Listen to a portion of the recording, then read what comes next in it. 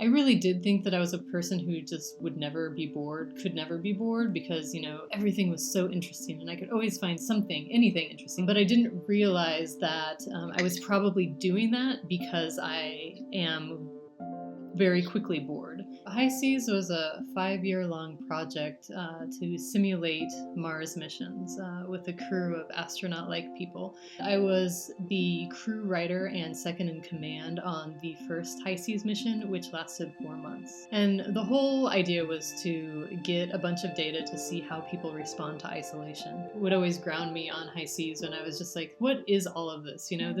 Why am I pretending to be an astronaut? Like, honestly, it's absurd. This data that we're producing could very well make the difference in a mission to Mars succeeding or failing, because it's important. It's so important to think of the human systems and not just, human bodies in space, but human minds and hearts in space too. And I think there's something similar with the isolation that's happening now. Unless you're on the ground, you're working in a hospital, there's something about it that feels like this is invisible, this is imaginary. I guess it is kind of similar. You have to make some imaginative leaps to recognize that this is an actual threat, and your behavior now is helpful and critical to making sure that this doesn't become a bigger threat. For High Seas, it was just the 6 of us doing this very strange thing, and we were leaving Earth behind. I did begin to recognize, more than I had when I came in, the importance of food and some of the challenges around food in an isolated environment.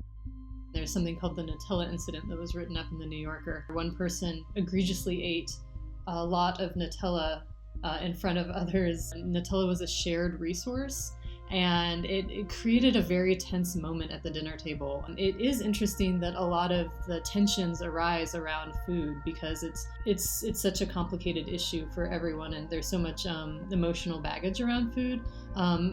Both personally and socially.